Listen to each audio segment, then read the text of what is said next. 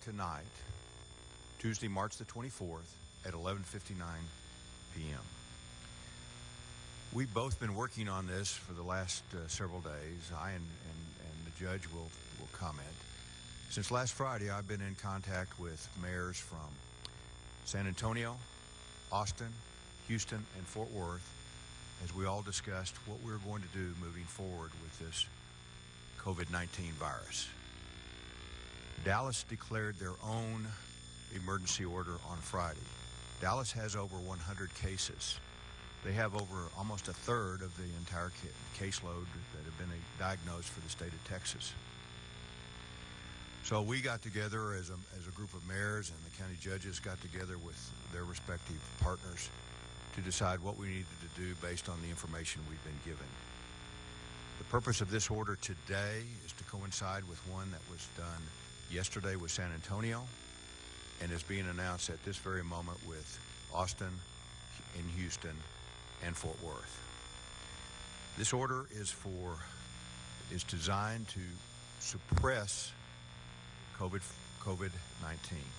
That is the key that the medical professionals tell us needs to be done in order for us to move ahead and get back to as much normal life as we can.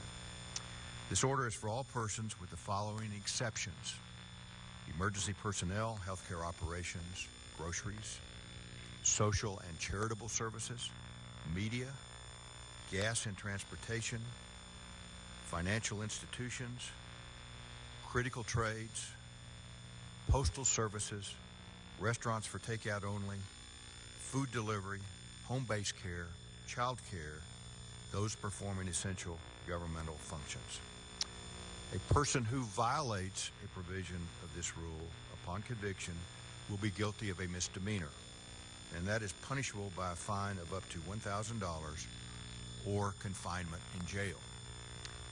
This decision was not an easy one for me, for the judge, for any of us. We're dealing with lives versus livelihoods. The county judge and I work together to receive input from our community, from all of our school districts, and from the business community in specific. Our counterparts in other counties and cities, and most important, our healthcare professionals. The judge and I have received a letter of support from all of the hospitals and physicians groups in El Paso supporting this decision.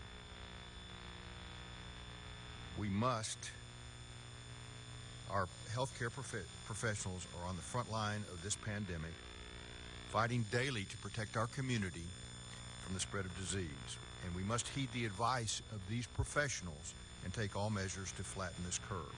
Again, I reiterate, we're trying to suppress this virus so we can get back to normal. I would like to take this time to thank all the doctors and nurses who've been working around the clock to care for our community. We must all do our part to relieve the burden on our healthcare industry. We cannot afford to wait until our hospitals are overwhelmed to take action. We cannot wait until we lose a life to take action. We understand the burden and strain on small businesses across the community. I know that many of you are saying, is the cure worse than the disease? We've debated that. Again, this decision was not easy for any of us. It is important that the residents and businesses cooperate to make this effort as successful as possible to keep our community healthy. We need to continue to practice social distancing even while buying groceries. We've had reports of all these house parties that have been out there with multiple groups together.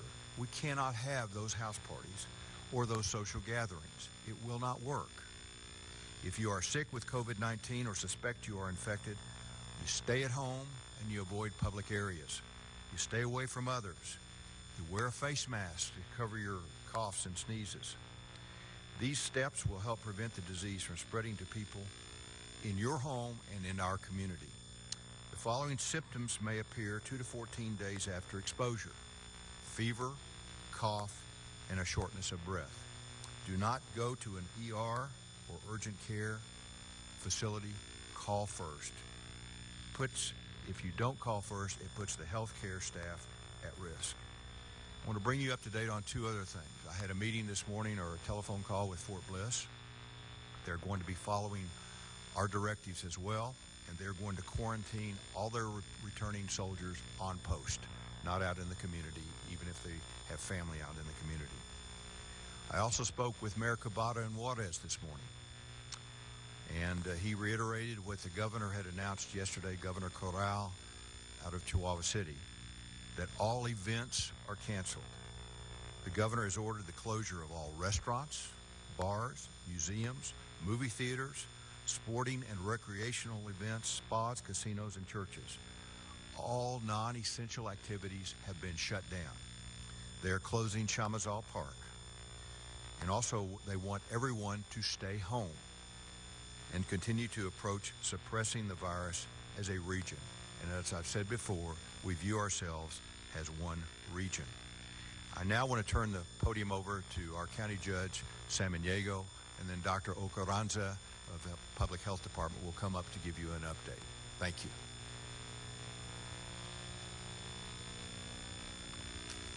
Thank you, Mayor. You know, as I know I'm addressing to one of the best communities, one of the great communities in the country, and we have all the faith and confidence that you will adhere.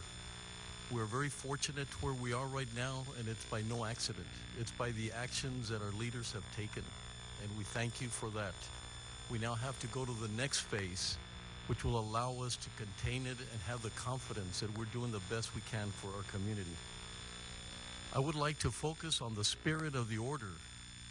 There's a lot of ways that we could look at the ambiguity or try to resolve things or try to second guess things, but the spirit of the order is very clear.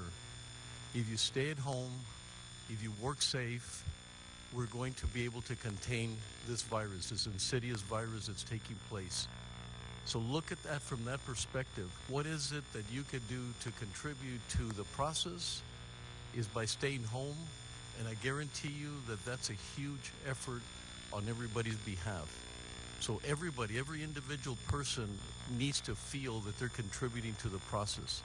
If we don't get that synergism, if we don't get that excitement by our community, then we'll face other challenges throughout. I would like to also call on every leader, whether you've been, you yourself as a leader, you've been sought out as a leader, every single superintendent, every single CEO, every person that has a leadership position should strive to take care of their entity, to be in communication with them, to motivate them, to get them excited about coming out stronger. So I reach out to every leader in the community to do that for each one of us as well. I want to thank all the partners. When you have the utilities, what they've done and how they're retracting from taking any kind of action. When you look at the superintendents and what they're doing, and the medical community, which I want to emphasize that the medical community is what's driving this whole process. Then we have to deal with the collateral effects of that process. We cannot do it the other way around. So I also want to thank the business community, the text that the mayor and I have received in respect to supporting it. Everybody, you know, they do get hurt. Small businesses get hurt. But we really appreciate the patience that it's either containment for a temporary time or we don't do the things we need to do, and then we're going to have a long-term effect and collateral effect in a lot of different ways. You know, we have to abide by these and adhere to these things. And the mayor and I have said, you know, we close the valve if the community doesn't respond. I know that's not going to be the case, but we did not have all the traction that we needed when people are gathering and going against the order. I would also like to say that in behalf of our judicial system, and this is on behalf of Judge Chu and the Council of Judges, that although we have closed the courthouse to the public, our district county probate courts will remain open. If you have a court hearing, please contact the Council of Judges, the court administrator, if you have any questions, utilizing our www.epcounty.com. So we didn't shut down the courthouse. We closed it to the public, but there's a lot of activities that are going on because I want everybody to know that you're in a very safe community. that the jail and the court system continues to move forward. We also realize, the mayor and I realize, that we still have a heavy heart due to the 3rd of August, this tragedy. We know how hard it is on our community. We were called to unite, and now we are called to be individuals in this battle. And these individual efforts are going to take us to where we were strong. I can guarantee you we're going to be El Paso stronger. Finally, I'd like to thank the first responders and our healthcare workers who have been working nonstop to protect us. These heroes are doing everything they can to save lives, and we must do our part also. I also want to emphasize that this was not a random kind of a decision.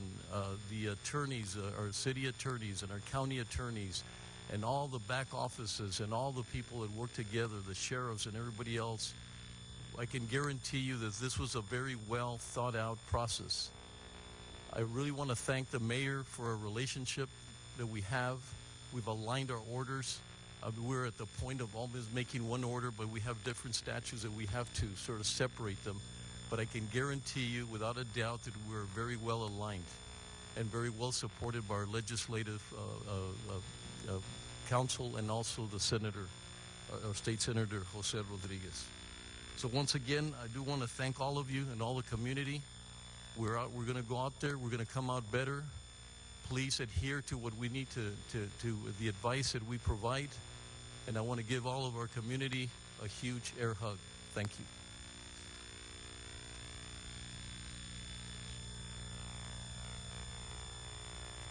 Good morning. A stay-home order is a must process to stop the spread of the virus. It is a necessary step that we need to take in order to protect our community. We do have positive cases of COVID-19 in our community, and we will continue to see those cases rising, but our intention in providing this order is to keep everybody at home so everybody can stay safe, and ultimately everybody is going to stay healthy. We cannot afford to overwhelm our health services, and social distancing is everybody's responsibility. If you see somebody that is not observing that, please invite him to do so. We all need to stay healthy, and we all need to take care of each other. Please, we have been mentioning this over and over. We need to take care of our elders and make sure that they stay home and they stay healthy. Provide assistance to them. Help somebody in need, and that's the way that we are going to be able to continue staying healthy ahead of this epidemic, and we will be able to accomplish this with everybody's help. This is everybody's responsibility, so please take ownership of the responsibility and let's do our share to keep our community safe. Mayor and county judge have said it. We are working as a community. As a community, we need to continue providing the same message and making sure that everybody's safe. It has been a very hard decision, but it's a necessary decision that we all need to take. Again, thank you to all the healthcare providers, hospitals, and everybody who plays a role in keeping our community safe. We will continue monitoring the status of the COVID-19 spread in our community, and we're working tirelessly to continue providing guidance, recommendations, and orders to be able to keep our community safe and move forward from this time on. I appreciate every single one of the residents of this community for all the help and all the understanding, and for everything that you have done to prevent the spread of the virus. If you have come home from out of town, either from the United States or from abroad, please stay home. Monitor your symptoms. If you start feeling sick, call ahead. Call your healthcare provider and don't rush to the emergency room. It is extremely important that we leave the emergency rooms for the people that really need it. If you know somebody that is just arriving home, please invite them to stay home and do not gather in everybody's house. Very, very important. Please do not have high amount of people gathering in your home.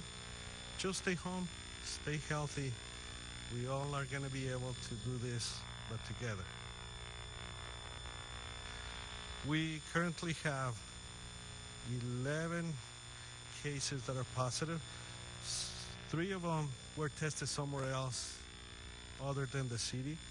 And again, we will continue to see more positive cases as we test more people. Fortunately, all these cases are recovering at home, and hopefully we continue seeing this as a trend in our community, that we don't have to be seeing these patients getting sicker in the hospital.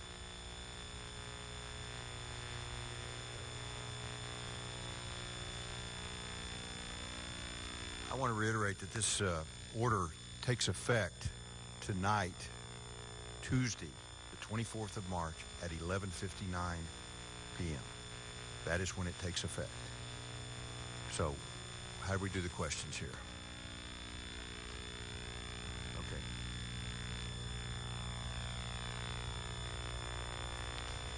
Estamos aquí para darles una orden muy importante a toda la comunidad.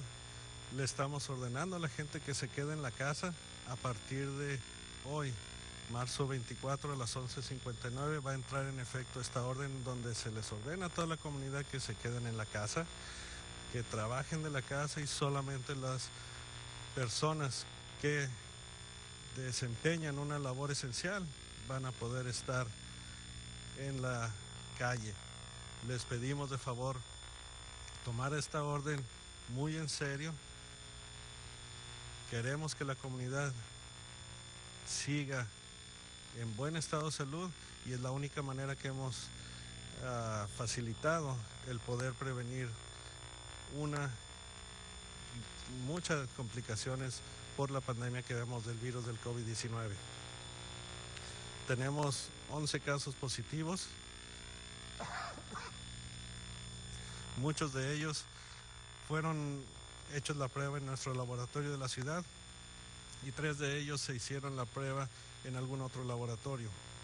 Vamos a seguir viendo más casos positivos de COVID-19 en nuestra comunidad, y esa es la razón por la cual necesitamos que toda la gente acate esta disposición, siga las recomendaciones que le damos, y si conoce a alguien que no esté siguiendo estas recomendaciones, que no esté tomando en serio todas estas órdenes, por favor, invítelo a que haga todo lo necesario para estarse en su casa y poder evitar que esto se salga de nuestro control.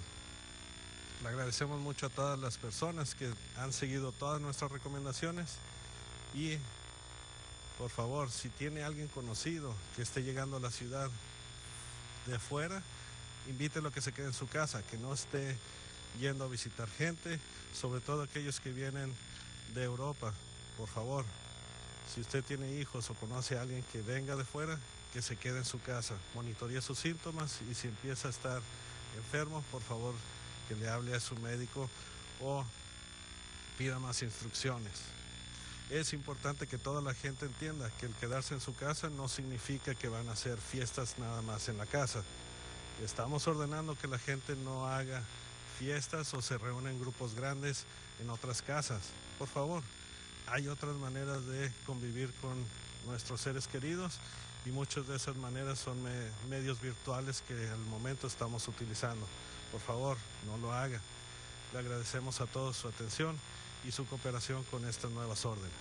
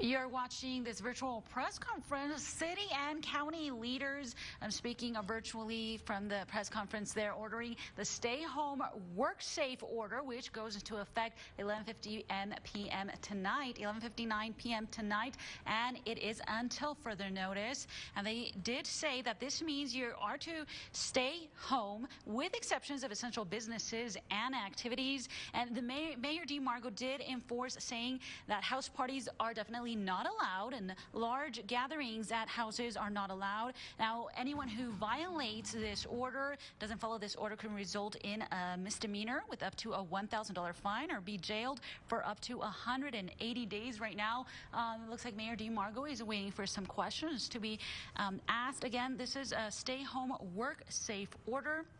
It goes into effect at 11:59 p.m. tonight, and it is until further notice. Now, the city has offered a new hotline to make your questions be able to be asked at a specific number, and that number for COVID-19 questions, and it's for the City of El Paso Department of Public Health. That's 915-212-6843. or 212-6843. 21 COVID is also a great way to remember that number. That hotline is now available, and that's going to be available from 7 a.m. to 8 p.m. Monday through Friday. And once again, the city and county officials have issued a stay-home work safe order, which goes into effect tonight at 11:59 p.m. and that's until further notice. Once again, that means that you must stay home with exceptions of essential business and activities, and those who are in violation can face up to a $1,000 fine and up to 180 days in jail. This is a stay-home work safe order.